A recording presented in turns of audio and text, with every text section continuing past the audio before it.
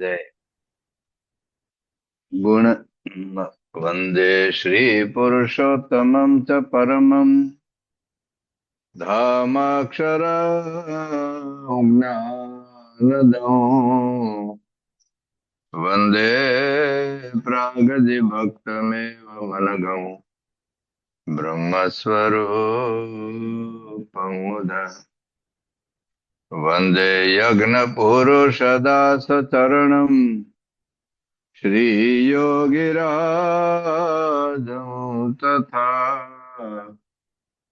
વંદે શ્રી પ્રમુખં મહંત ગુણિનં મોક્ષાય ભક્ત્યા સદા. શ્રી સ્વામિનારાયણ ભગવાનની જય. શ્રી અક્ષર પુરુષોત્તમ મહારાજની જય. શ્રી ગુણાદિદાનંદ સ્વામી મહારાજની જય. શ્રી ભગતજી મહારાજની જય. શ્રી શાસ્ત્રીજી મહારાજની જય. શ્રી યોગીજી મહારાજની જય. શ્રી પ્રમુખ સ્વામી મહારાજની જય. શ્રી મહંત સ્વામી મહારાજની જય. સુરત અક્ષરધામ મહોત્સવની જય. આમાં શુક્રવારની સવાર અને તમે ગુરુવારની રાત્રે સવારી ભક્તોને જય સ્વામિનારાયણ. આપણે વચનામૃત મધ્યથી શરૂ કરીએ છીએ. શ્રાવણ રે સવત વચનામૃત ગરડા મધ્યનું 13મું તેજનું. શ્રાવણ રે સંવત 1878 શ્રાવણવદી અમાવાસ્યાનો દિવસ સ્વામી શ્રી સહજાનંદજી મહારાજ શ્રી ગરડા મધ્ય દાદા ખાચરના દરબારમાં શ્રી વાસુદેવ નારાયણના મંદિરની અવસરે ચાકડા ઉપર વિરાજમાન હતા ને ધોળો ખેજ પહેર્યો હતો તથા ધોળી ચાદર ઓઢી હતી ને મસ્તક ઉપર શ્વેત પાગ બાંધી હતી અને પોતાના મખારવિંદની આગળ મુનિ તથા દેશ દેશના હરિભક્તની સભા ભરીને બેઠી હતી. પછી શ્રીજી મહારાજે પોતાના 2 ભુજ ઊંચા ઉપાડીને સર્વેને છાના રાખ્યા. પછી પોતાના મખારવિંદની આગળ સ્તુતિ કરીને બેઠેવા જે સંત તે પ્રત્યે શ્રીજી મહારાજ એમ બોલતા અવાજે, એ સંતો જે મોઢેરો અને વાતમાં સમજતા હો તે આગળ બેસો ને એક વાત કરું છું તો સર્વ ચિત્ત દઈને સાંભળજો. અને આજે મારે વાત કરવી છે તે કાંઈ દંભે કરીને નથી કરવી તથા માને કરીને નથી કરવો તથા પોતાની મોઢ વધારો સારું નથી કરવી. એ તો એમ જાણીએ છીએ જે આ સર્વે સંત હરિભક્ત છે તેમાંથી વાત કોઈને સમજાય જાય તો તેના જીવનું અતિ રૂડું થાય એ સારું કરીએ છીએ. અને આ જે વાત છે તે મારી ડિટેલ છે અને મારા અનુભવ કરીને પણ મેં સિદ્ધ કરી છે અને સર્વ શાસ્ત્રમાં પણ મળતી આવે છે. એ વાત સભામાં કર્યા જેવી નથી તો પણ સભામાં કરીએ છીએ જે મારે સહ સ્વભાવ વર્તે છે જે આ સંસાર વિશે જે અતિ રૂડો શબ્દ તથા અતિ રૂડો સ્પર્શ તથા અતિ રૂડો ગંધ તથા અતિ રૂડો રસ તથા અતિ રૂડો રૂપ એ જે પંચ વિષય તેમાં હું મારા મનને બાંધો નહીં છે તો પણ નથી બંધાતું ને એમાં અતિશય ઉદાસ રહે છે. તો ગયા વખતે આપણે આના ઉપર ઘણી લાંબી ચર્ચા કરી છે. શ્રીજી મહારાજને પંચ વિષયમાં કે આસક્તિ નથી એની 3 મુખ્ય વાત આપણે જોઈ હતી. એક તો કોઈ પણ પંચ વિષય મળે તો એમાં મન લેવાતું નથી, એ પોતે ભોગવા મળતા નથી, એનો ત્યાગ કરે છે. બીજી વાત કે ન મળે તો એનું દુઃખ થતું નથી, કોઈના પર ગુસ્સો આવતો નથી. ત્રીજી વાત આપણે કરેલી કે એના મનમાં ક્યાંય ચિંતન થતું નથી. આ બધી ઘણી બધી આધ્યાત્મિક સ્થિતિની વાત આપણે ઘણા બધા વચનામૃતના આધારે વાત કરેલી. તો શ્રીજી મહારાજને આ પંચ વિષયમાં કે આસક્ત નથી એને 4થી વાત આપણે કરીએ. અત્યાર સુધી જે થઈ ગયું ને આપણે 1 મિનિટનું પુનરાવર્તન કર્યું પણ હવે નવી વાત કરી. તો નવી વાત એ છે કે અને કેવા લોકો સાથે બેસવું ઉઠવું ગમે છે. જેમ દારૂડિયો હોય એને દારૂડિયારે ફાવે, વ્યસની હોય એને વ્યસની હારે ફાવે, અને જે જગતની વાતોમાં રાજકારણની વાતોમાં રસ હોય ને એને રાજકારણની વાતો કરનારા સાથે જ ફાવે, જુગારી અને જુગારી સાથે ફાવે, પિક્ચરમાં જેને રસ હોય એને એવા લોકો સાથે ફાવે. તો man is known by his company he keeps. માણસો કેવા લોકો સાથે ફરે છે એને આધારે એની આંતરિક સ્થિતિ એ કેવી છે આપણને ખબર પડે. તો શ્રીજી મહારાજમાં પંચ વિષયમાં આસક્તિ નથી, ખાસ કરીને ઉત્કૃષ્ટ વિષયમાં તો જરાય નથી. આપણને સામાન્ય સડેલું ગંધાતું હોય એમાં આપણને આપણું મને ન મનાય. ભાંગલી તૂટલી સાયકલ હોય એમાં આપણું મન કોઈ દી જાય નહીં. સારી સાયકલ હોય, સારું બાઇક હોય, સારી ગાડી હોય એમાં આપણું મન જાય. એમ ઉત્કૃષ્ટ વિષયમાં પણ મહારાજનું મન જતું નથી, ઉદાસ રહેશે. તો એ ખબર કેવી રીતે પડે? જ્યાં આપણે કદાચ ભારતની ટ્રેનમાં જતા હોઈએ અને આજુબાજુની અંદર 4-5 દારૂડિયા બેઠા હોય, તો એને દુર્ગંધ આપણને ન ગમતી હોય, આપણો ઉપકો આવતો હોય, તો પછી આપણે દારૂ પીએ? આજુબાજુમાં સિગારેટ પીતા હોય, એને ધુમાડાથી આપણને મૂંઝવણ થતી હોય, કંટાળો આવતો હોય, તો પછી આપણે સિગારેટ પીએ? તો આને આધારે શ્રીજી મહારાજને કેવા સંતો ભક્તો સાથે રહેવું ગમે છે એવી વાતો મહારાજે વચનામૃતમાં ઘણી જગ્યાએ કરી છે.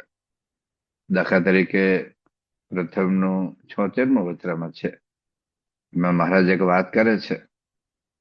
શ્રીજી મહારાજે એમાં કહ્યું કે ક્રોધી, ઈર્ષાવાળો, કપટી અને માની, એ 4 પ્રકારના જે મનુષ્ય તે જો હરિભક્ત હોય તો પણ તે સાથે અમારે બને નહીં. લો, આ વિચાર કરવું પડે. ભગવાનનો ભક્ત હોય બને નહીં. પછી મહારાજ કે કામિની તો કોઈ કાળ વિશ્વાસ જ નથી જે સત્સંગી છે. એવી રીતે લોહીના 14મા વચનામૃતમાં પણ મહારાજ શું કહે છે? મહારાજે લોહીના 14મા વચનામૃતની અંદર એ વાત કરે છે કે અમારે સુવાણ કોની હારે થાય છે? ક્યારેક બેસવું પડે દારૂડી હારે, ક્યાં હું જાઉં? આપણે ટ્રેનમાં જતા હોય, બીજા ડબ્બા રિઝર્વેશન હોય નહીં તો બેસવું તો પડે જ, પણ સુવાણ ન થાય. જોજો, કારણ કે સુવાણ જેવા સાથે થાય છે જેમાં કામ, ક્રોધ, લોભ, સ્વાદ, માન, ઈર્ષા, દંભ ઇત્યાદિ દોષ ન હોય. અને પાછું મહારાજ કહે છે કે ધર્મશાસ્ત્રમાં જે નિયમ પાળતો હોય ભક્તિ, એની સાથે બેઠા ઉઠ્યાનું સુવાણ થાય છે. અને એવો ન હોય અને અમારે ભેગો રહેતો હોય, સ્ટાફમાં રહેતો હોય, તો પણ તેની સાથે સુવાણ થાય નહીં, તેને તો ઉપેક્ષા રહે. તો આ તો કેટલી ગજબની વાત કરી છે. તો શ્રીજી મહારાજ મધ્યના 33મા વચનામૃતમાં મહારાજ તો જોરદાર વાત કરે છે. બહુ ડિટેલમાં વાત છે. ક્યારેક મધ્યનું 33મું વચનામૃત વાંચજો તો મહારાજ કે જે નિષ્કામી દ્રઢ વર્તમાન હોય એની સાથે જ અમારે બને છે. અને કદાચ એ 1000 ગાંવ દૂર હોય, એટલે 2000 માઇલ, એટલે 3200 કિલોમીટર દૂર હોય તો અમારે ભેગો છે.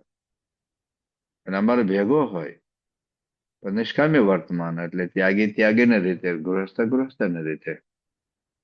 એમાં જો ફેરફાર થાય તો મારે કે મારે ભેગો હોય તો 1,00,000 ગાંવ દૂર છે. 1,00,000 ગાંવ દૂર એટલે 2,00,000 માઇલ થાય. 3,20,000 કિલોમીટર દૂર ફેંકી દીધો ચંદ્રલોક સુધી, ભગવાનના સ્ટાફમાં હોય તોય. તો શ્રીજી મહારાજ આ બધા વચનમાં જયારે વાંચીએ ત્યારે આપણને ખબર પડે છે કે મહારાજને કેવા લોકો સાથે બને છે. મહારાજે મધ્યના 50મા વચનમાં તો પણ આવી વાત કરી છે. મહારાજ કહે છે કે જેને અમારા જેવો ઠરાવ હોય, એટલે કે અમારું મન જેમ નિર્વાસનિક છે એમ જેને જગતના સુખની વાસના ન હોય એ સંગાથે જ અમારે બને છે. બાકી તો અમે હેત કરવા જઈએ તો પણ ન થતું. વડતાલના 16મા વચનામૃતમાં પણ આપણે સંદર્ભ જોયેલો. મારે કે હમણાં મોટા માણસો નથી બનતું, કારણ કે મોટા માણસ તો ગામગરા સાથે, અમે તો ગામગરા જોઈતા નથી. અમને તો ભગવાનની મૂર્તિનું એવું સુખ આવે છે, 14 લોકનું સુખ તુચ્છ જણાય. તો શ્રીજી મહારાજને કેવા માણસો સાથે ગમે છે ને કેવા માણસો સાથે નથી બનતું. મહારાજે ત્યાંના 13મા વચનામૃતમાં વાત કરી કે જે ભગવાનનો ભક્ત ન હોય, અમને રાખ્યાને કોટી ઉપાય કરે, સારા બંગલા, સારી ગાડીઓ, સારો વૈભવ, અદભુત બધું આપે. પણ જો ભગવાનનો ભક્ત ન હોય, ક્યારેક આપણે અન્ય લોકો ત્યાં ઉતારો રાખાવો પડે, પણ ગમે કોને ત્યાં? એ દુર્યોધનનો રાજમહેલ ન ગમે, એ તો વિદુરની ઝૂંપડી ગમે. તો મહારાજ જે પણ મોટા મોટા રાજ દરબાર ત્યાં નથી રહ્યા. દાદા ખાચર ને જેવા ખાચર ને કેટલા ગામ, 6 ગામ, પણ એને ત્યાં મહારાજ રોકાયા. એટલે શ્રીજી મહારાજને કેવા લોકો સાથે બને, એ બધું ગુણાતીત સત્પુરુષને આ જ રીત છે. એ બોલતા નથી કારણ કે આપણે મૂંઝવણ થઈ જાય.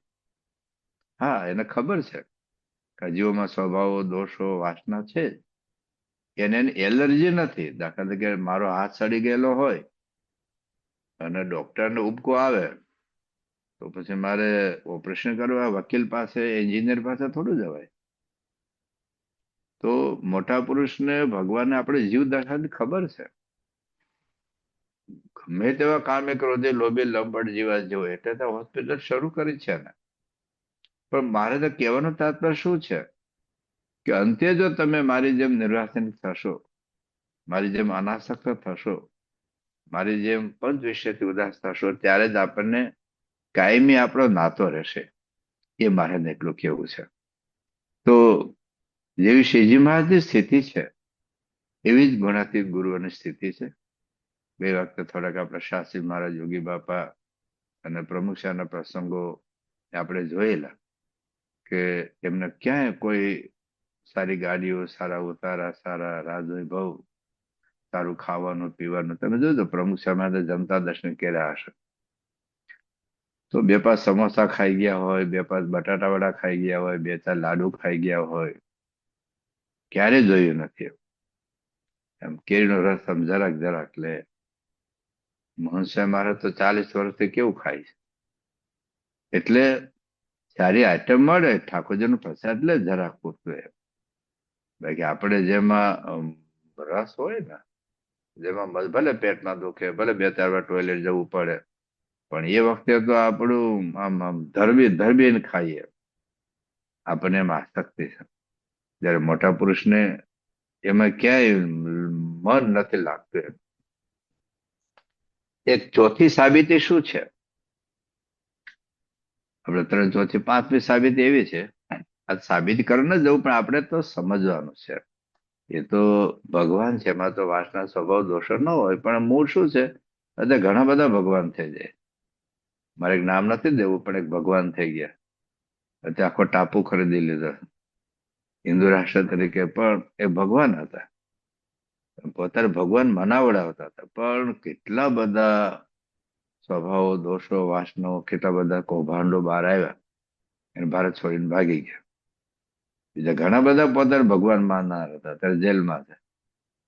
હું પણ મારી જાતને ભગવાન માની શકું. કોણ ના પાડે છે આ જગતમાં? કેટલા વર્ષોમાં ખાલી 8-10 અવતાર થયા. અત્યારે હયાતીમાં કેટલા ભગવાન છે બોલો. અમારે હમણાં રાજકોટમાં એક પોતાને કલ્કી અવતાર માનતા હતા અને એને આત્મહત્યા કરી, બોલો. હમણાં એકાદા 15-20 દિવસમાં હું કળિયુગનો કલ્કી અવતાર છું, અને એને માનનારા પાછા હોય, પાછા આશીર્વાદ તો એ છે. એટલે ઉકાળાનો દાદેલો છાશ પણ ફૂકી ન પીએ. એટલે બધું સમજવાનું છે. શ્રીજી મહારાજમાં કોઈ દોષ કાઢી શકે એમ નથી. જેવી એને વાણી છે, જેવું એનું વર્તન છે. ત્યારે આપણે આખી ગુણાતીત પરંપરા જો, ગુણાતીતાનંદ સ્વામીથી માંડીને મહંસાઈ મહારાજ સુધી કોઈની તાકાત નથી કે એમાં કોઈ સ્વભાવ, દોષો, વાસના, દેહભાવનો કોઈ અંશ કાઢી શકે. આપણને એનું ખુલ્લી કિતાબ જેવું જીવન છે. એ જમવા બેઠે તો કેટલા જણા બેઠા હોય, સુવા જતા હોય તો કેટલા બધા હોય. તો એ અનાસક્ત પુરુષ છે. તો એક બીજી રીતે આપણે એ રીતે સમજી શકીએ. હું એમ કહું કે હું ડોક્ટર છું, મેં કેટલા ઓપરેશન કર્યા? ચાલો, 10,000 ઓપરેશન કર્યા, પણ સફળ કેટલા ગયા? એ કોઈ સફળ ન ગઈ હોય. હું મારી જાતને કહ્યું હું પાયલટ છું, ચાલ. તમને ક્યાં મારા કપા પર થોડું લખ્યું છે હું પાયલોટ છું કે નથી? હું તમને કહી દઉં હું પાયલોટ છું, પણ પ્લેન ચલાવી શકું છું? હું પ્લેન ચલાવું અને સેફ રીતે લેન્ડિંગ કરું તો ખબર પડે કે ના તારી વાત સાચી છે. હું કહી દઉં હું આર્ટ સર્જન છું, ચાલો. તે મને સાંભળનાર કેટલાને ખબર છે કે હું આર્ટ સર્જન છું કે નથી? હું બોલી જાઉં હું હાર્ટ સર્જન છું, પણ મેં હાર્ટની સર્જરી કેટલી કરી તેમાં હાજા કેટલા જીવતા કેટલા રહ્યા એ અગત્યનું છે ને. તો શ્રીજી મહારાજ કે હું નિર્વાસનિક છું, પ્રમુખ સાહેબ મહારાજ, મહંત સાહેબ મહારાજ બોલે, બાપા બોલ્યા હતા 88 માં 88 તમે ત્રિકાળમાં સંકલ્પ નથી જગતમાં. તો બોલે તો ખરા જ. યોગી બાપા બોલ્યા, પ્રમુખ સાહેબ મહારાજ બોલ્યા, અને બહારના ઘણા બધા મહાત્મા બોલે. એ તમે કીધું હતું ને ગુજરાતના કથા કરે બોલેલા કે આખી જિંદગીમાં હું એક જ વાર ખોટું બોલ્યો છું, પણ જયારે ખબર પડે ને ત્યારે એક મહિનામાં 5-6 વખત ખોટું બોલ્યા. એને શિષ્ય જ મને કીધેલું. તો બોલવું તો બધાને સહેલું છે. કેણી મેસરી ખાંડ હે રેણી તાતા લોહ, કેણી કહે ને રેણી રે એસા વેરી લાખો. તો શ્રીજી મહારાજ જે માને ને મહંત સાહેબ મહારાજ સુધી એ ખરેખર નિર્વાસનિક છે, ખરેખર પંચવિંશમાં સત્ય છે. આ તો એ તો અનાદિ પરબ્રહ્મ ને અક્ષર બ્રહ્મ જ છે. છતાં આ લોકની દ્રષ્ટિએ આપણને વધારે થોડુંક મજબૂતાઈ આપણે માની શકીએ. કારણ પ્રશ્ન શું થાય છે કે આવા સારા વૈભવ, આવા સારા હાર તોરા, એટલું સારું માન સન્માન, મર્સિડીઝ ગાડી, પ્રાઇવેટ પ્લેન, જેટ પ્લેનમાં, સ્પેશિયલ પ્લેનમાં જતા આવતા હોય અને બીજા જતા હરખું જ લાગે ને. આજે મહસેમાં જ ગાડી બેઠે મર્સિડીઝમાં અને બીજા મર્સિડીઝમાં બે દેખાય તો સરખું, વિડીયો તો સરખી જ મળે, પણ પેલાને સ્ટેટસ છે, એનાથી એનો રાગ છે, એને આસક્તિ છે. મનુષ્યને લેશ માત્રમાં મન જોડાયેલું નથી. આ બધું કેવી રીતે ખબર પડે? તો મહારાજે એનો જવાબ આપ્યો છે પ્રથમના 23માં વચનામૃતમાં. આપણે એ રેફરન્સ જોઈ ગયા છે આગળ, અનુભવ કરીને વાત સિદ્ધ કરી છે એમાં. જેમાં મહારાજ કહે છે, સુખદેવજીની વાત કરે છે. પરીક્ષિતને કૃષ્ણ ભગવાનમાં અભાવ આવ્યો, પણ સુખદેવજી ના આવ્યો, કારણ કે સુખદેવજી એવું વિચાર્યું કે જેના ભજન કરવાથી મારી વાસના ટળી ગઈ હોય, મને કોઈ કામનો સ્ત્રીનો સંકલ્પ ન હોય, જેના ભજન કરવાથી, જેના યોગમાં આવે, તો એ શ્રી કૃષ્ણ ભગવાનમાં તો ક્યાંથી દોષો વાસના હોય? બસ આપ સાબિતી છે. શ્રીજી મહારાજના યોગમાં આવતા હજારો લોકોને જગતમાંથી નિર્લેપ થયા છે. બ્રહ્માનંદ સ્વામી એ વખતે 5 કરોડની મિલકત, કેટલો રાજ માલ ઠાઠ, કેટલું માન સન્માન, આખું જીવન ચરિત્ર વાંચવા જેવું છે. આપણે બહુ લાંબુ બોલતા નથી, પણ કેટલો ત્યાગ કરીને નીકળી ગયા. મહાજન કોઈ ઉપદેશ જ નથી આપ્યો. અને બીજી બાજુ ગાયકવાડ સરકાર 25 ગામ, એટલે 25 ગામની આવક, રાજ કવિ, હાથી ઘોડા પાલખી, સેવકો બધું આપો. ત્યારે મહારાજ પાસે એક કંતાન નહીં, અને શરીર ઢાંકવા માટે વધારે નહીં, માર્કેટમાં સરખો જ આપીએ. ટેરું કટોરું કાપડ નહીં, અત્યારે સંતો કપડા પહેરે એવા પણ નહીં, કંતાન અને જાડા હતા. એક આમ ખુલ્લું શરીર રહેતું હતું તો મહારાજ નો આજ. મારા પાસે કોઈ ઉતારવાની વ્યવસ્થા નથી, કોઈ જમવાની વ્યવસ્થા નથી, ભીખ માગીને ખાવાનું હતું. અને બીજી બાજુ ગાયકવાડ સરકારનું એટલું પ્રલોભન હતું. તો શ્રીજી મહારાજના યોગમાં આવતા આવા બ્રહ્માનંદ સ્વામી, નિત્યાનંદ સ્વામી, મુક્તાનંદ સ્વામી, કેવા કેવા લોકોને કેટલી આધ્યાત્મિક ઊંચા ઉપર પહોંચ્યા છે આ બધા લોકો. પર્વતભાઈ, ગોરધનભાઈ ભલે ગ્રસ્ત હતા, પણ જગતથી નિર્લેપ હતા. લાડુબા, જીવુબા, રાજબા, જમકુબા પરણેલા ધણીનો ત્યાગ કરીને, જમકુબા તો રાજના રાણી હતા, અને કેવી રીતે નીકળ્યા. અને અહીંયા મહારાજ પાસે શું હતું, પણ કેટલો જબરજસ્ત ત્યાગ કરીને નીકળી ગયેલા હતા બધા. ખાલી સગરા વાઘરી ના આવતા તો વાઘરી બોલાય નહીં, પણ દેવી પૂજક. હવે એક દુકાળની અંદર એક પેટ ભરાય એટલા માટે રોજી રોટી માટે જતા હતા, અને કે ચાંદીનું કડું મળ્યું, માથે ધૂળ વાળી દીધી. એની વાઈફ કે તમે ધૂળ માટે ધૂળ શું વાળી?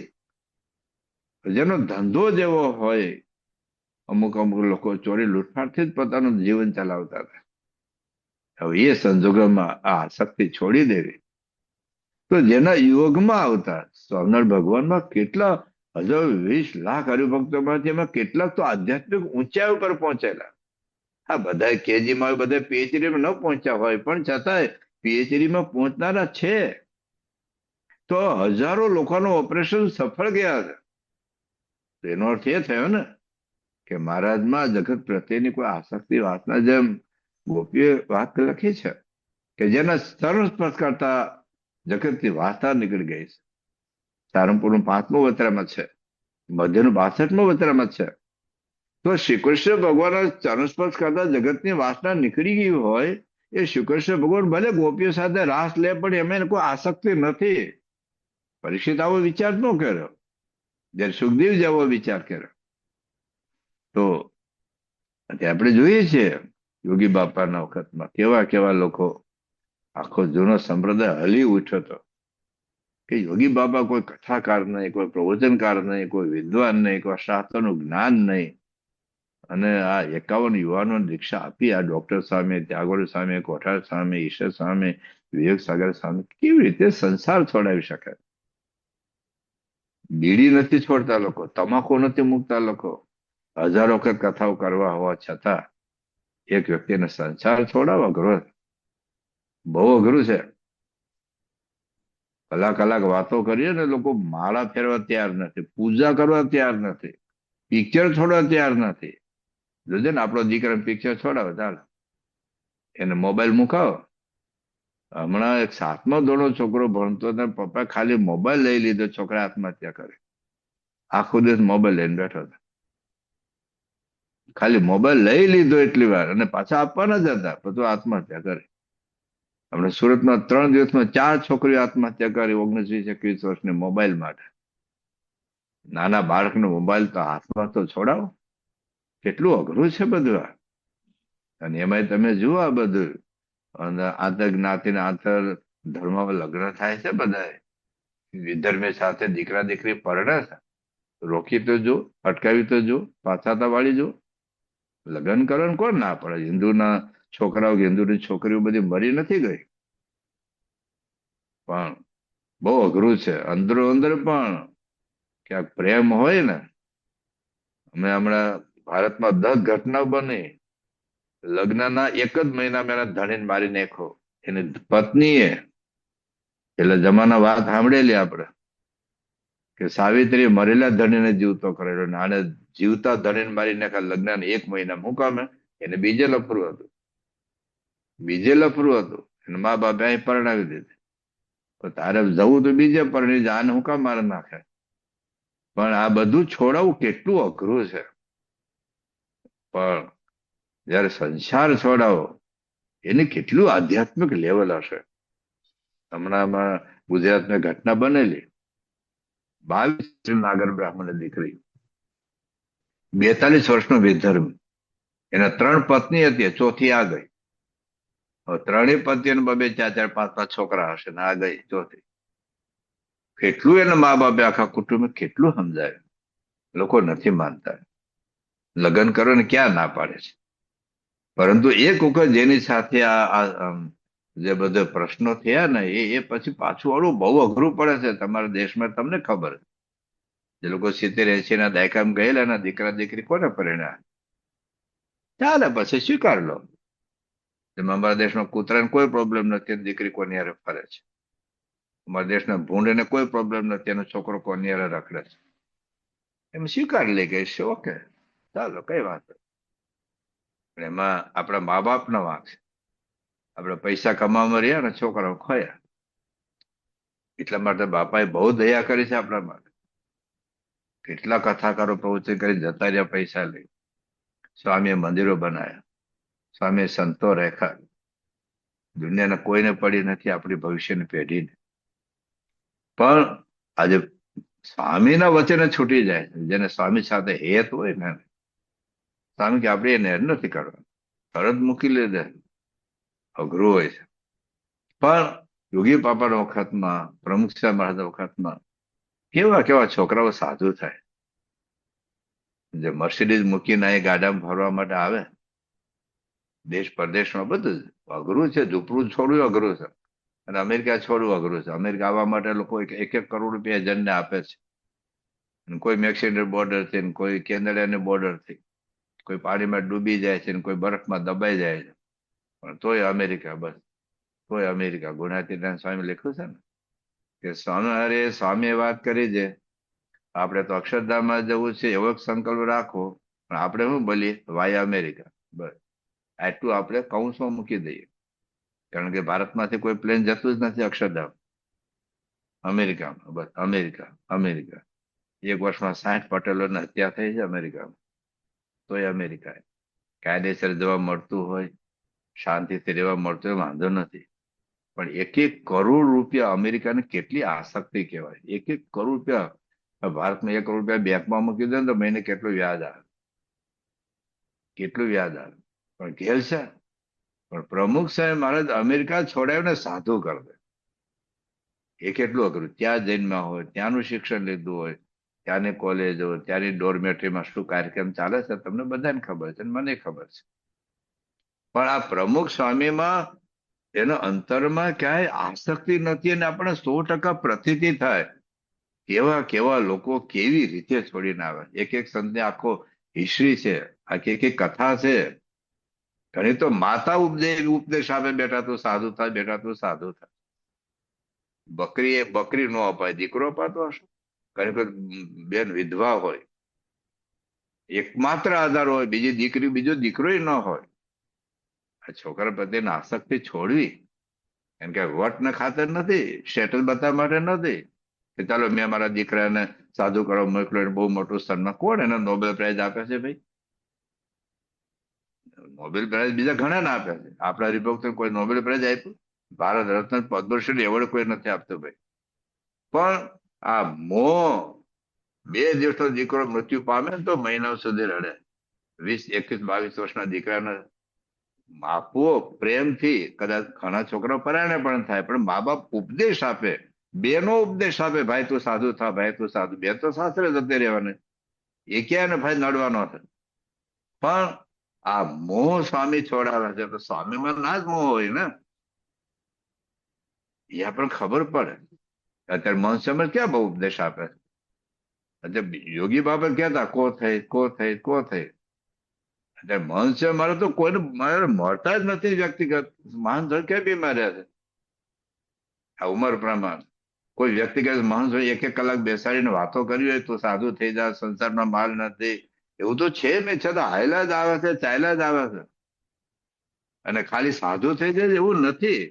એક આધ્યાત્મિક લેવલ સુધી હરિભક્તો પણ, ભલે હરિભક્તો ઘેરે રહેતા હોય, લગ્ન કરતા હોય, કરોડો ડોલર કમાતા હોય, પૈસાનો મોહ છોડો ને એ સહેલો નથી. યોગી બાપા એક વાર્તા કહેતા હતા ને, ભાઈ છે ને મહાલોભી. લોભી એટલે મહાલોભી. લોભીમાં પીએચડી. જે પૈસો વાપરે ને, એક વખત ઘરેથી ખરીદી કરવા માટે મોકલ્યા છે, બટાટા લ્યા હોય. એ વખતે જૂના જમાનામાં ઓછો ભાવ, આઠાના પકડીને ત્યાં પડી નો જાય એમ પકડીને આઠાના ગયા, અને બટેટાની દુકાને ગયા એમ. તો ભાઈ મને 1 કિલો બટેટા આપો એમ. પછી આમ ખોલે ને આમ તો પરસ્યો રેજ થઈ ગયો હોય. તો આઠાનો શિકાન કે તું રડમાં, તું રડમાં, તું રડમાં, હું તને નહીં વાપરું, લે એમ ખિસ્સા મૂકીને ઘેર પાછો આવી ગયો. આઠાના વાપરવા હોય અઘરું છે. અરે પોતાના અમારા કાઠિયાવાડમાં દીકરો રોજ આઠાના, અમારા જમાનામાં આઠાના માગે ને તો કહી દે ગઈકાલે આપ્યા હતા ને, હવે આવતા રવિવાર મળશે. દીકરા ના અપાય. અહીં લાખો કરોડો કેમ અપાય છે? હા, ગરીબો એને પ્રમાણે આપે, ઝૂંપડા વાળા ઝૂંપડા રીતે આપે છે, પણ સર્વસ્વનું સમર્પણ કેટલું આપે છે બધે. મારે કેવું દોબડી ભટ્ટે 13 દોકડા આપે, મારે જઈ બોલે, પણ જેતું હતું એટલું બધું આપી દીધું. રાજકોટમાં પ્રમુખ સાહેબ મહારાજ ખરડો કરતા રાજકોટ મંદિર માટે. કોઈ 5 લાખ, કોઈ 11 લાખ, કોઈ 25 લાખ, એ જમાના પ્રમાણે. રાજકોટ મંદિર પહેલા એક હરિભક્ત આયા, એક બિલ્ડિંગમાં ચોકિયા તરીકે બિચારો નોકરી કરતો હતો એ વર્ષો પહેલા. હવે એને 400-500 રૂપિયા પગાર હતો. તો હું ચાલે કે સ્વામી મારે સેવા કરવી છે. સ્વામી કે તને પેલા અમારે મદદ કરવી જોઈએ. તું 400 રૂપિયામાં તારું ઘર ચલાવે, મકાન ભાડે, ક્યાં ચાલે બધું? કે સ્વામી હું ગરીબ છું ને, એમાં મારો વાંક નથી, એમાં વાંક તમારો છે. તમે મને ગરીબ રાખ્યો તો હું કરું? મને કોઈ અફસોસ નથી, પણ આવું મંદિર થાય અને મારી સેવા ન જાય તો મારી જીવનમાં ધૂળ પડી. પછી ભવિષ્યમાં ક્યાં મંદિર થવાનું? અમે તો ઊંચા લઈને રોટલા ખાઈ લેશું, પણ અમારે આપવા છે. આપણે ઘણી ના પાડીએ, નાકમાં આંસુ આવી ગયા. અને જેટલા ખાખી સભા 200-250 રૂપિયા લઈને આવ્યા હતા, તો ઠાકોરજી પાસે મૂક્યા. સ્વામી જય બોલાવી દીધી.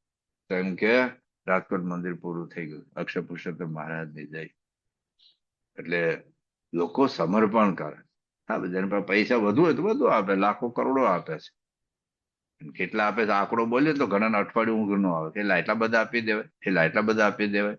એને આપ્યા, તું હું જઈને ગોદડું. કેટલું બધું લોકો ખાલી સ્વામીને વચન. સ્વામી થોડાક વર્ષો પહેલા ભરૂચ મંદિર માટે જમીન જોવા નીકળ્યા, અને એ વખતે રોડ ઉપર સ્વામી ઉભા રહ્યા, અને અત્યારે આપણું જે મંદિર છે ને એ જમીન ખુલ્લી હતી. સ્વામી કે ઠાકોરજીને બેસવું. હવે એ ગાડીમાં આપણે ગરીબ ભક્ત હતા, મોતીભાઈ પટેલ, એ વખતે આપણી સંસ્થાના પોતે ટ્રસ્ટી હતા. કારણ કે સ્વામી આ જમીન મારે છે, આપને અર્પણ. સ્વામી ખાલી એટલું જ બોલ્યો, માગી તો છે જ નહીં જમીન. એક વે જમીન માટે ભાઈ બહેન ઝઘડા થાય, ખૂન થાય, કોર્ટમાં જાય કે દિવાલ તે મારી બાજુ કેમ કરી, પેલો કે દિવાલ મારી બાજુ કેમ કરી. ખેતરમાં એક ચાસ જમીન માટે આ પાડો અહીં કેમ કરું, મારી એક ચાસ જમીન કેમ લઈ લીધી. એમાંથી મારઝૂડ થાય, કોર્ટમાં કેસ થાય, ભાઈ બહેન ખૂન થાય. અને આ કરોડોની જમીન ખાલી સ્વામી એટલું બોલ્યા કે ઠાકોરજીને બેસવું છે. આ જમીન પ્રત્યેની આસક્તિ કેવી રીતે નીકળે છે. પૈસા કમાય છે, લાખો કરોડપતિ કમાય, પોતાના પ્લેન છે, મર્સિડીઝ ગાડીઓ છે, બધું છે, પણ એમાં આ ઉપર ખ્યાલ આવે કે એને મોહ નથી, કે આસક્તિ નથી. પૈસો થોડો અઘરો છે. જેને આસક્તિ હોય ને, થોડાક વર્ષો પહેલા પ્રમુખ સાહેબ મારા સારંગપુરમાં બિરાજમાન હતા. એ બાજુના ગામડાના એક ભાઈ આવેલા, એટલે પરોક્ષ એવા હતા થોડા. એટલે સાંજે મારે ભગવાનની સેવા કરવી છે. એ વખતે સ્વામી બપોરે જમ્યા પછી બધાને મળતા હતા. તમે કે કેટલી કરવી છે? કે 70 રૂપિયા. તમે કે 70 રૂપિયાનો શું મેળ? 101 કરો ને. વાહ, મીંડું ન સારું લાગે. ના બાપા, મારી એટલી ભાવના છે. તમે પણ 101 રૂપિયામાં તમે 31 રૂપિયા વધારે આપવાના છે, તમે ગરીબ નહીં થઈ જાવ. તો કે ના, મારી ભાવના એટલે છે. તો સામે ચાલો 75 કરો. તો કે ના બસ, કે બહુ તાણ્યું તો તૂટી જાય. કે હું બહુ તાણ્યું તો તૂટી જાય. તો કે 5 રૂપિયા વધારે આપવાનું તમે ક્યાં હશે? પછી સાહેબ કે ચાલો 71 કરો. 71, એક જ રૂપિયો. આમ બધે આજુબાજુ બેઠા, 1 રૂપિયો વધારે ન આવ્યો. બરાબર. અને આ બાજુ ખાલી સ્વામી સંકલ્પ કરે. અરે એક પ્રસંગ તો કેવો બન્યો છે. સ્વામી આટલા હતા. ત્યાં એક હરિભક્ત હતા, પ્રહલાદભાઈ રાવ. એના 2 દીકરા, પ્રકાશભાઈ અને ભૂપતભાઈ રાવ. હવે સ્વામી ત્યાં હતા, તો એ બાપા આખું 2 દીકરાઓ અને પ્રહલાદભાઈ સ્વામીને મળવા માટે આવ્યા. તો સ્વામીને 2 જમીન નકશા બધા. સ્વામી આ જમીન છે ને, અમુક એરિયા એવો છે કે જ્યાં બીજા ધર્મો વાળા બધા છે, એટલે પછી ભવિષ્યમાં તોફાન થાય, મસ્તી થાય, અને બધું મારઝોડ થાય, કાપા કાપી થાય. એના કરતા એ જમીન અમારે વેચી નાખવી છે. તો આપ આશીર્વાદ આપજો કે જમીન સારા ભાવે વેચાઈ જાય. અને આ જમીન છે ને, અમારે પ્લોટ પાડી ડેવલપ કરીને પછી મકાન બાંધીને વેચવી છે. એટલે મકાનો વેચાય. તો આપ આશીર્વાદ આપજો કે સારું ડેવલપમેન્ટ થાય અને આ જમીન વેચાઈ જાય. કારણ કે પહેલી તો એ એરિયામાં છે જ્યાં બધા વિધર્મી લોકો વધારે છે. પણ આ જમીન કઈ જગ્યા છે? તો બાજુમાં એક સંત હતા જે છાત્રાલય સંભાળતા હતા આટલા દરે. કે સ્વામી આપણે જે છાત્રાલય છે ને, પાછળની જમીન છે, એની પાછળ છે આગળ. એટલે સ્વામી કે તારા જમીન જોઈએ છે? કે મારે કઈ જમીન જોઈએ તે નથી. આ તો મેં લોકેશન બતાવ્યું, અને છાત્રાલયની અડવટ જમીન નથી, થોડી પાછળ છે. એટલે આપણે કોઈ કામ નહીં નથી. આ તો મેં લોકેશન બતાવ્યું કે આ જમીન કઈ જગ્યાએ છે. સ્વામી કે હારું. પ્રહલાદભાઈ, પ્રકાશભાઈ 2 દીકરાઓને આશીર્વાદ આપ્યા. પેલી જમીન વેચાય છે અને આ જમીનનો સારો વિકાસ થાય. પછી પ્રહલાદભાઈ 2 દીકરાઓ ઘેર ગયા. તો પ્રહલાદભાઈ શું કર્યું? આખા ઘરના બધાને બેસાડ્યા. કે પ્રમુખ સાહેબ મહારાજે પેલા સંતને પ્રશ્ન પૂછ્યો કે તારે જમીન જોઈએ છે, આનું તાત્પર્ય શું છે? પછી મહારાજના વખતે પ્રસંગ કીધો કે શીજમાં છેલ્લી અવસ્થામાં હતા, ગરીબ ભક્ત મહારાજને મળવા માટે આવ્યા, તબિયત અંતર પૂછવા. પછી મહારાજે પૂછ્યું કે તમારો વ્યવહાર કેમનો છે? કે મહારાજ આપણે દયા છે, રોટલા પાણી નીકળે. કે હા મહારાજ કે હાર. પછી હરિભક્તે બહાર આવ્યા હતા. સંતો બેઠેલા, મહારાજના સેવકો પરમહંસો બધા. કે હું આજ સુધીમાં શ્રીજીમાં જેટલી વાર મળ્યો છું મને ક્યારેય પૂછ્યું નથી તમારો વ્યવહાર કેમનો ચાલે છે. આજે પહેલી જ વાર મહારાજે પૂછ્યું તમારો વ્યવહાર કેવો ચાલે છે. તો કેમ મહારાજ આવું પૂછ્યું હશે? એટલે સંતોએ કહ્યું કે ભાઈ અત્યારે મંદિર બંધાય છે ગરડાનું, એમાં કડિયાના પગાર ચડી ગયા છે. એટલે કદાચ કડિયાના પગાર આપવા માટે કદાચ પૈસાની જરૂર હોય અને મહારાજે પૂછ્યું હોય. બાકી કેમ પૂછ્યું એ તો મહારાજને જ ખબર પડે, એમનું ખબર પડે. એ ઘેર ગયા. એમ ભાઈ જેટલા રોકડા રૂપિયા હતા એ અને બીજું થોડું ઘણું બધું વેચીને કંઈક 400 રૂપિયા લઈને એ જમાના મહારાજ અર્પણ કર્યા. મહારાજ ઉભા ત્યાં ભેટા રાજી થયા. આ પ્રસંગ પ્રહલાદબેન આખા કુટુંબને કીધું, એના પોતાના વાઈફ, 2 દીકરા એના વાઈફને, કે બાપાએ જે મહારાજે પૂછ્યું વ્યવહાર કેમ ચાલે છે, એમ બાપાએ પેલા સંતને પૂછ્યું કે તારે જમીન જોઈએ છે?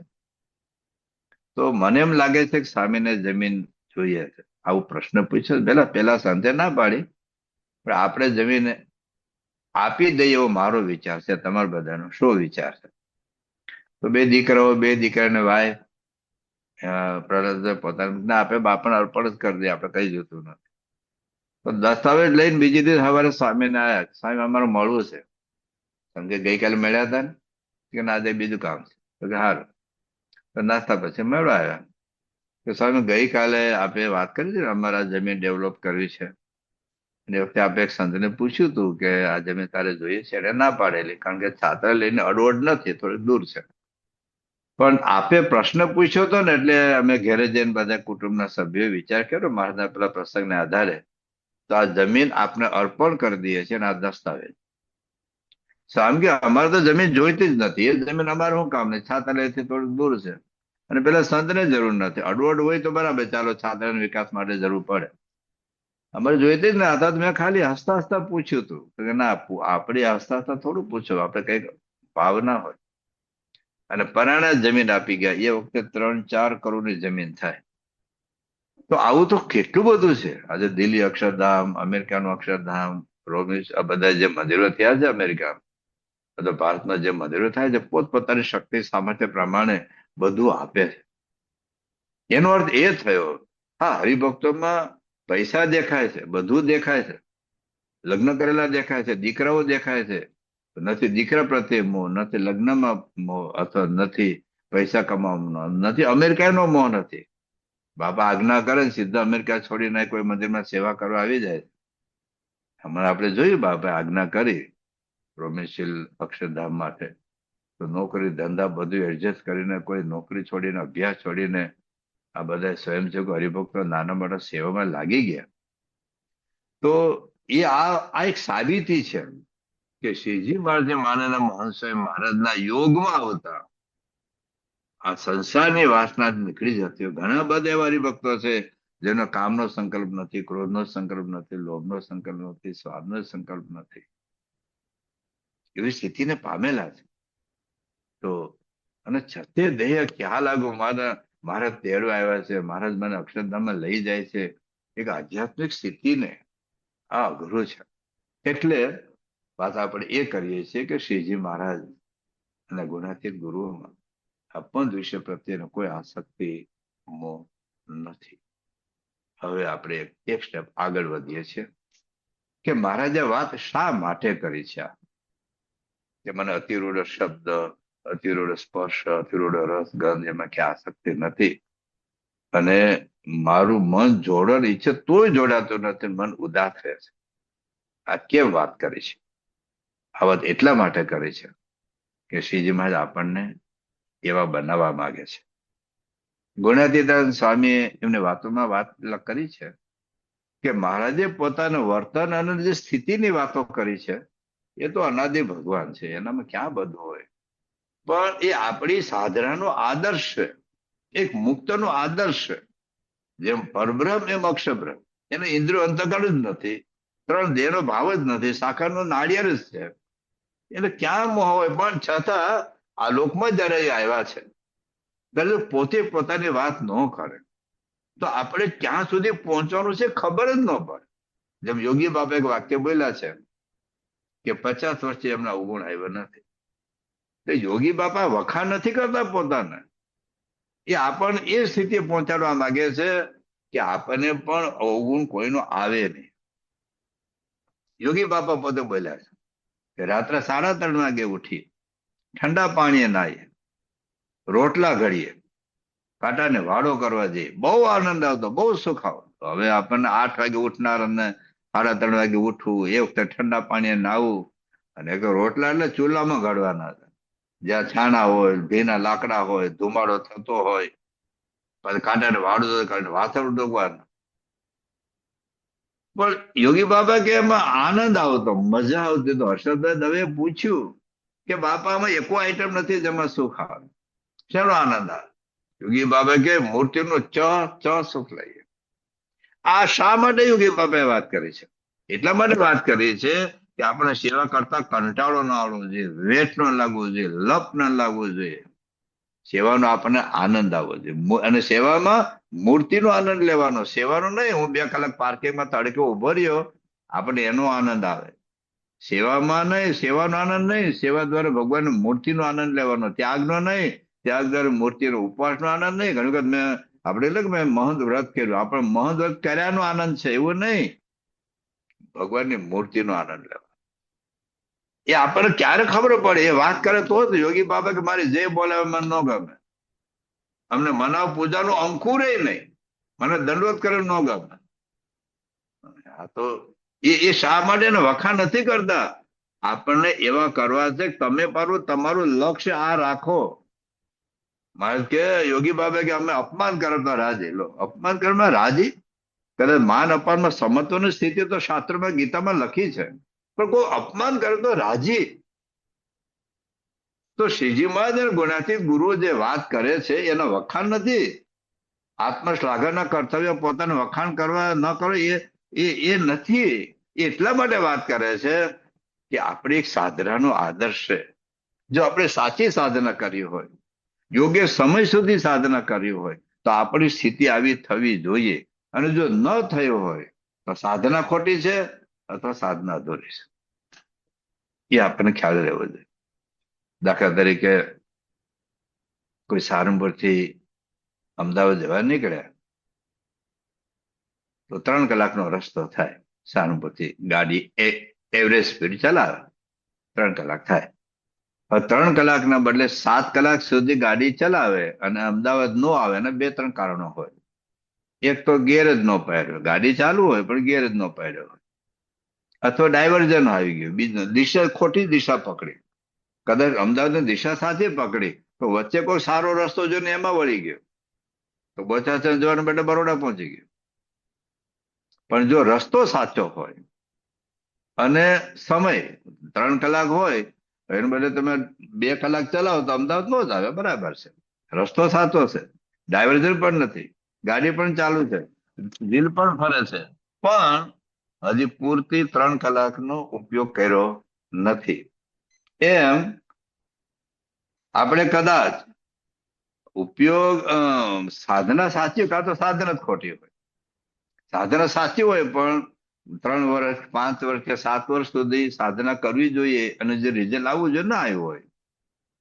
તો શ્રીજી મહારાજ અહીંયા આપણને પોતાની વાત એટલા માટે કરે છે કે આપણને ખ્યાલ આવે કે આપણે આવા થવાનું છે, અને જો ન થઈ શક્યા હોઈએ તો આપણે કા સાધનામાં ફેરફાર કરવો પડે, નિષ્ઠા પાકી ન હોય, મોટા પુરુષને નિર્દોષને સમજાવવો હોઈએ. બાજે લખ્યું છે, પ્રથમનું 24મું વતરામાં છે, પ્રથમ 58, પ્રથમ 73, સારંગપુર 18, કે ભગવાનના સત્પુરુષને જો નિર્દોષ સમજીએ તો આપણે નિર્દોષ થઈ જઈએ. આપણે નિર્દોષ નથી થયા એનો અર્થ એ થયો કે હજુ આપણે 100% નિર્દોષ સમજ્યા નથી, તો કઈ વાંધો નહીં, હવે સમજવાનો પ્રયાસ કરીએ, એ સાધનામાં થોડો ઊંડા ઉતરીએ. તો શ્રીજી મહારાજ અહીં જે વાત કરે છે એ પોતાનું વખાણ નથી, પણ આપણે જો સાચી સાધના હોય, એટલે આજ્ઞાન ઉપાસના બે આપણે મુખ્ય સાધના છે. ઉપાસનામાં શ્રીજીમાં સ્વરૂપ ભગવાન, ગુણાતીતના સમ અક્ષરબ્રહ્મ, મહંત અક્ષરબ્રહ્મ દ્વારા મહારાજ સાક્ષાત પ્રગટ મળ્યા છે. એ દિવ્ય છે, માયા પર છે, ગુણાતીત છે, એ ઉપાસનામાં આવે. એ સાકાર કરતા સર્વોપરી પ્રગટ છે, ઉપાસનામાં આવે. અને એમને કરેલી આજ્ઞા, ત્યાગી ગ્રહસ્થ, આ બે જો બરાબર હોય તો રિઝલ્ટ આવવું જોઈએ. રિઝલ્ટ નથી આવ્યું એનો અર્થ એ થયો કે કઈક ખામી છે, ઉપાસનામાં ખામી છે, આજ્ઞામાં ખામી છે. ડોક્ટરે આપણને કીધું કે ભાઈ આ દવા લેવાથી પેટનો દુખાવો મટી જશે. દવા આપી હોય, ઘરમાં 3 દવા આપે. એક દવા છે ને શરીરનું એટમોસ્ફિયર તૈયાર કરે, બીજી દવા રોગ માટે, અને ત્રીજી દવા આની સાઈડ ઇફેક્ટ નો આવે એના માટે હોય. તો ઘણી વખત શું થાય છે કે પેલી દવા જેનાથી શરીરનું એટમોસ્ફિયર તૈયાર છે દવા જ ન લઈએ, આ 2 દવા લઈએ તો આ દવાની જલ્દી અસર ન થાય. ઘણી વખત જેનાથી પેટનો દુખાવો મટે એ દવા જ ન લઈએ, બીજી 2 દવા લઈએ. ઘણી વખત જેને સાઈડ ઇફેક્ટ ન થાય, એસિડિટી નો જેની દવાઓ પણ એ ન લઈએ તો પાછા બીજા પ્રોબ્લેમ ઉભા થાય. આ 3 દવાનું કીધું હોય પણ છતાં આયુર્વેદ એવું કીધું કે ભજીયા નહીં ખાવાના, ને આપણે ખાઈએ તો રોગ ના માટે. એમ કે દૂધ સાથે દવા લેવાનું, કે હું તો પાણી સાથે જ લઈ, તો પણ પ્રોબ્લેમ થાય. જો ડોક્ટરને દવા સાચી હોય અને રીત સાચી હોય તો મને પેટનો દુખાવો બંધ થઈ જવો જોઈએ. તો મહારાજ એવું કહે છે, આ જ વચનામૃતમાં મધ્યતરમાં આગળ કહેવાના છે કે આ શબ્દો જો તમે સમજશો બરાબર તો પંચ વિષય પર આસક્તિ તમને નહીં રહે. કામ કરો, દરેક સૌ સહેજે ટળી જશે અને અમારી જેવી સ્થિતિ તમારી થશે. મારે ગેરંટી આપે છે આ વચનામૃતમાં. એટલે શ્રીજી મહારાજને આપણે આવા બનાવવા છે એટલા માટે એક આપણે લક્ષ્ય ખ્યાલ રહે કે મારું, ભલે હું આઈસ્ક્રીમ ખાવ, નિયમ પાળ, પણ નિયમમાં રહીને, અથવા તો મને આસક્તિ મોહ તો નથી ને, એ મારે તપાસ કરવી પડે. મહારાજે લખ્યું છે પ્રથમ 73માં, એ રેફરન્સ આગળ આપણે જોઈ ગયા છીએ કે મારે તમારામાં કસર નથી રહેવા દેવી. જો મારું મન મને મન અર્પણ કરશો તો તમારી કસર નીકળી જશે. મધ્ય 45 માં કે તમે અમારે કહેવાય છો, તમારા તલ માત્ર કસર રહેવા દેવી નથી. મધ્યનું 50મું, તમે જો મારો સંબંધ રાખશો તો જગતની વાસના, જગતના લોચો અમે કાઢી નાખીશું. આ આ આ હેતુથી મહારાજ આવ્યા. અને એટલા માટે મહારાજે સત્પુરુષની પણ વાત કરી પ્રથમના 67માં વચનામૃતમાં. કોઈ સત્પુરુષ છે એના લોકમાં સુખમાં ક્યાંય પ્રીતિ જ નથી. એને ભગવાનની મૂર્તિની જ વાસના છે, એટલું જ નહીં, પણ એના સંગમાં આવે એનો તો એક જ હિત એ છે કે મારી જેમ એને પણ વાસના ટળે, એ પણ ભગવાનના સુખે સુખ્યા થાય. આ ઘણા એકલા સાધના કરતા હોય, ઘણા બધા આપણે હજારો ભક્તો સંતો ત્યાં, નરસિંહ મહેતા, મીરાબાઈ, તુકારામ, સંત જ્ઞાનેશ્વર, તુલસીદાસ, જબરજસ્ત આધ્યાત્મિક સ્થિતિને પાયમાં પણ પોતાની સાધના કરી પોતે સ્થિતિને પાય. આ ગુણાતીત સત્પુરુષની વિશેષતા એ છે, પોતે તો અનાદિમુક્ત છે જ, પણ એના યોગમાં આવનાર એને પણ જગતની વાસના નીકળી જાય, એ પણ મારી જેમ અનાસક્ત થાય, એને પણ મારી જેમ ભગવાનનું સુખ આવે, એવો સંકલ્પ નહીં, આખી જિંદગી એના માટે હોમી દીધી. શીજમાં તો જંગલમાં એકલા રહ્યા, શાના માટે આપણે વચ્ચે રહ્યા. આજે લખ્યું છે 13-21માં, અમને તો જંગલમાં વનમાં રહેવું ગમે, છતાં તમારી વચ્ચે એટલા માટે રહીએ છીએ, આ લાખોનું ભેડું એટલા માટે બેઠીએ છીએ કે તમે પણ અમારા જેવા બનો. આ મહારાજની ઈચ્છા, આ સ્વામીની ઈચ્છા. પ્રમુખ સમાજ મહંત મહારાજ આખી જિંદગી, આખી હોમી શાના માટે દીધી?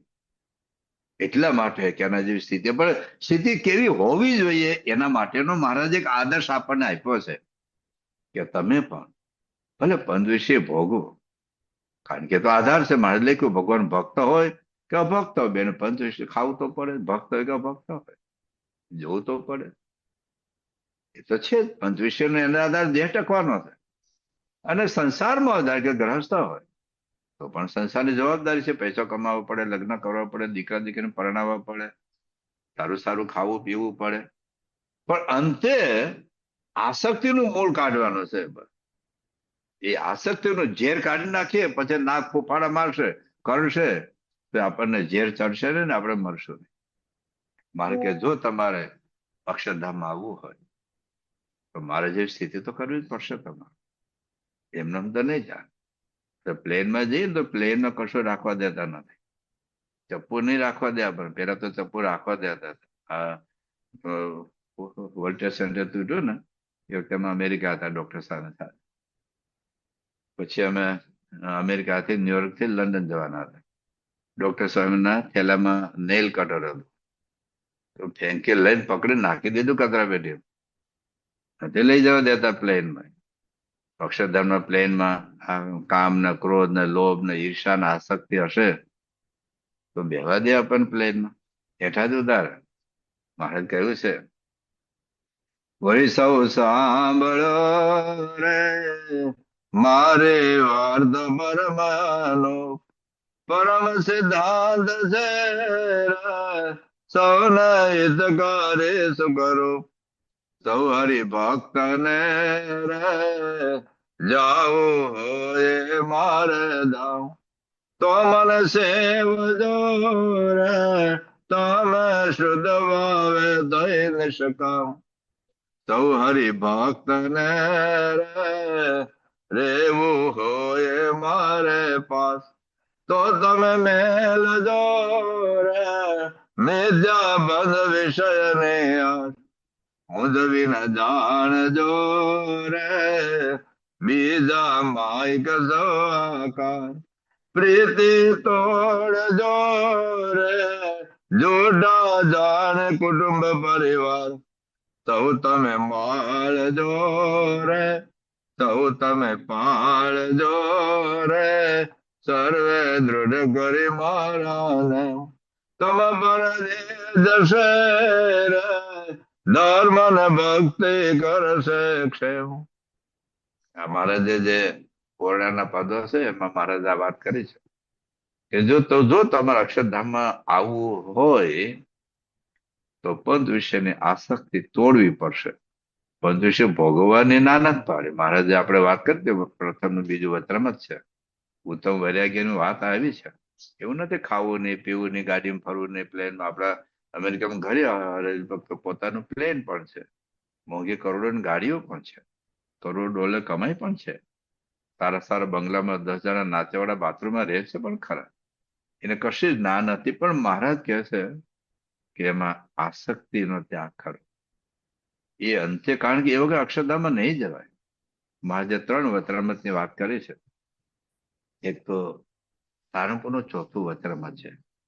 એમાં શ્રીજી મહારાજ શું કહે છે? જો મહારાજ એમાં એવું કહે છે, સારંગપુરનું 4થું વચરામૃત છે કે જો કદાચ સ્વાર્થનિક ભગવાનના ભક્ત હશો તો ઘણું તો દેવતા થવું પડશે. લો, સ્વર્ગમાં જશો, સારા સારા વિષય ભોગવન પાછા, અને દેવતામાંથી પાછા મનુષ્ય થશો, મનુષ્ય પાછા દેવતા થશો. પણ અંતે તો નિર્વાસનિક થશો તો જ ભગવાનના ધામમાં જશો. સારંગપુરનું 4થું વચરામૃત છે.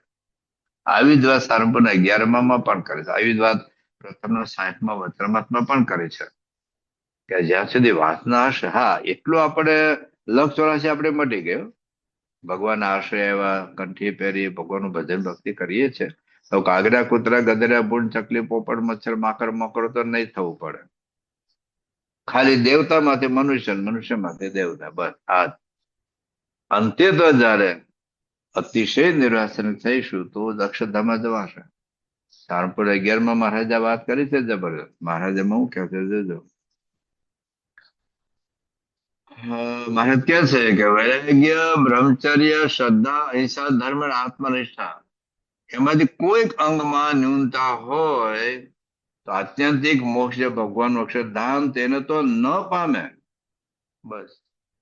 અતિશય નિર્વાસનિક થશો તો જ અક્ષરધામમાં જવાશે. મહારાજે મધ્ય 25માં ત્યાગીની વાત કરી. ત્યાગી હોય અને ગ્રસ્ત, કદાચ ગ્રસ્ત હોય, લગ્ન બધું જ હોય, તો ગ્રસ્ત નિર્વાસનિક હોઈ શકે ને ત્યાગી પણ વાસનિક હોઈ શકે. 2 વિકલ્પ છે. ત્યાગ અને વૈરાગ્ય જુદી બાબત છે.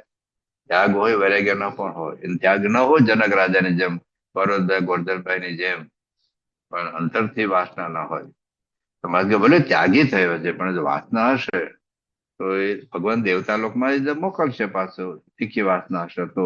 અને શ્રદ્ધા ઓછી હોય.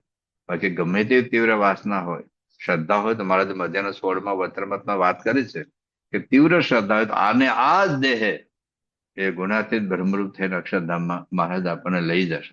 પણ જો મંદ શ્રદ્ધા હોય, થાય એટલું કરે, બાકી મૂકવાનું ન પાવે. થાય એટલે નિયમ પડે, થાય એટલે સભા કરે, થાય એટલે કથા વાર્તા સાંભળીએ, બધું ઠીક છે, શું ઉતાવળ છે આપણે?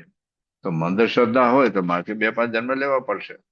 અનેક જન્મ સંચિત તથા પરમ ગતિ. પણ જેને તીવ્ર વાસના, હા, મહારાજ બીજી આપણા માટે એક બહુ કન્સેશનની વાત કરી છે પ્રથમના 70માં વચરામૃતમાં કે એકની સામે તમે વાણિયા બ્રાહ્મણ, એટલે કોઈ વાણિયાનું અપમાન ન થયું. આ પછી જ્ઞાતિવાદનો આ લપ છે પાછી. પણ મહારાજ કે પોચા હોય, નબળા હોય, દુબળા હોય, પણ એકને સામે આતંકવાદી જેવા હોય. આતંકવાદી જેવા. આપણે અક્ષરધામમાં 2 જણા આવ્યા હતા હરમ મુહૂર્ત ત્યાં. નાની ઉંમરના હતા પણ ખુરદો બોલાવી દીધો. તો એવા આતંકવાદી સામે ટક્કર ઝીલવી.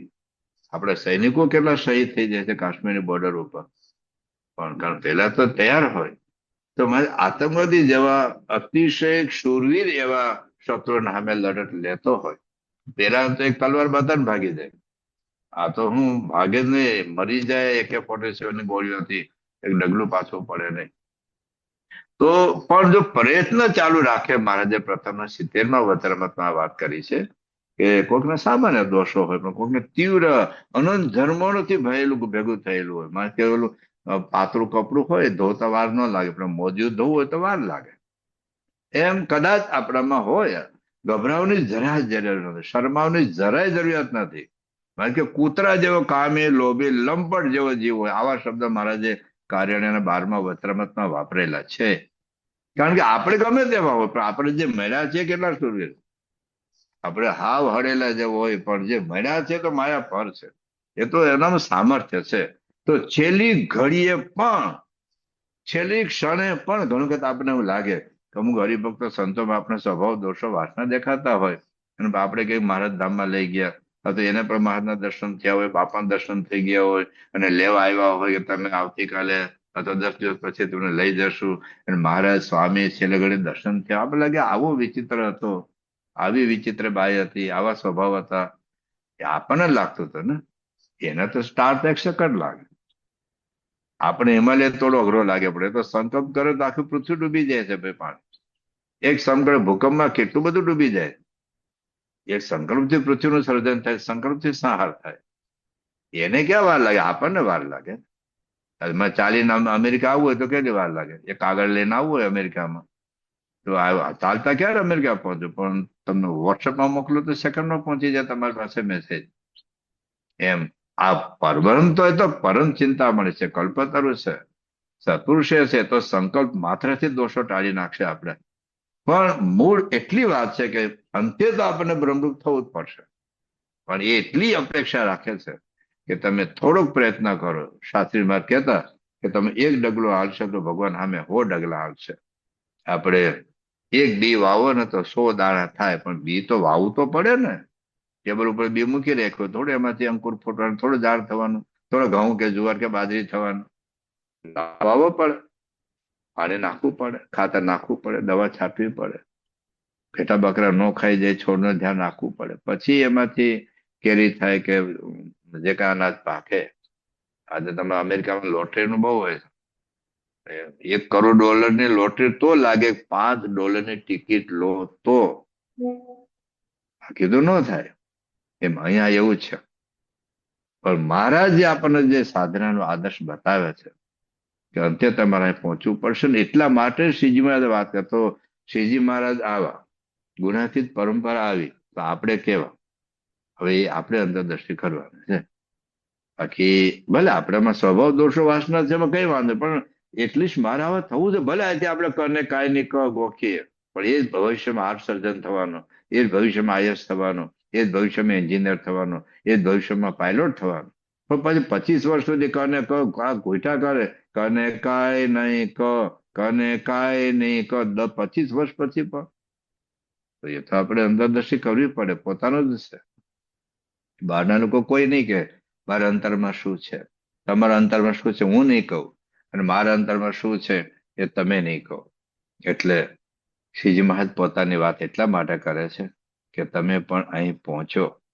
હવે અત્યારના બેજ ઉપર આપણે શું કરવું? અત્યારના બેજ ઉપર એ કે આપણે આપણા નિયમમાં રહીએ, બસ પોતપોતાના નિયમમાં. ગ્રસ્ત માટે છે પરધન પત્ર જાણીએ પરસ્ત્રી માત્ર સમાન, ઇતને સુધારી ન મળે તો તુલસીદાસ કે ન સમાન. પછી જે કાંઈ છે આમાં એના માટે ઝઘડા તો ન થાય. ભલે આજે પૂરણપડી ન બનાવી તો લવિયા દરજી જેવો ઝઘડો તો ના કરીએ. મંદિરમાં જેમ કે સગવડ ન મળી અથવા VIP પાસ ન મળ્યો, કઈ વાંધો, VIP ઉતારો ન મળે, કઈ વાંધો. હા, સંતો વ્યવસ્થા કરવી પડે, પણ હવે કઈક પ્રસંગ બન્યો કદાચ જેમાંથી આપણને મારે તો કે મારું મન ઉદાસ વર્તે છે, અતિ ઉત્કૃષ્ટ, અતિ ઉત્કૃષ્ટ. આપણને સામાન્ય ગાડી હોય મર્સિડીઝ, બેમાં શેમાં બેસીએ? આપણે તો મર્સિડીઝમાં બેસીએ, સાદી રૂમ ને મોસ્ટ VIP રૂમ. તો બરાબર છે. પણ પછી એને લીધે આપણે સત્સંગ છોડીને જતા રહીએ, મંદિરમાં આવતા બંધ થઈ જઈએ. બધા અમે સંતો અમારા ઘરે આવો તો અમે કેટલું ધ્યાન રાખીએ છીએ, અને અમે એના ત્યાં જઈએ તો અમારો ભાવે પૂછતો નથી. સંતો તમારે ત્યાં બે આવે અને તમે મંદિરમાં 50,000, 60,000, લાખ આવો, 5,000, 10,000 આવો, સારંગપુરમાં ફૂલદોલ થાય તો કેટલા આવે? હવે એટલી રૂમો તો બને નહીં, એટલી વીઆઈપી રૂમ તો હોય નહીં. ઘરે તમારે 2 જણાની ચા હોય, 4 જણાની ચા હોય, 60,000ની ચા બને. કે 2 જણાની ચા બનાવો ક્યારે મેળ પડે? કોઈને મોડું ભાવે, કોઈ ગળ્યું ભાવે, ભાત ભાત તો હોય ને. કોઈને રીંગણ શાક નો ભાવે, કોઈ બટેટા નો ભાવે, કોઈ ટમેટર નો ભાવે, કોઈને દૂધીનું નો ભાવે. તો બધા વ્યક્તિ માટે થોડા શાક બને. દાળ બને તો 50,000, 60,000 બને. જેટલો સમય 10,000 તો 10,000, 5,000 તો 5,000. 5,000 દાળ બનાવે ઘરમાં, 4 જણા દાળ બને, ફરક તો પડે જ નહીં.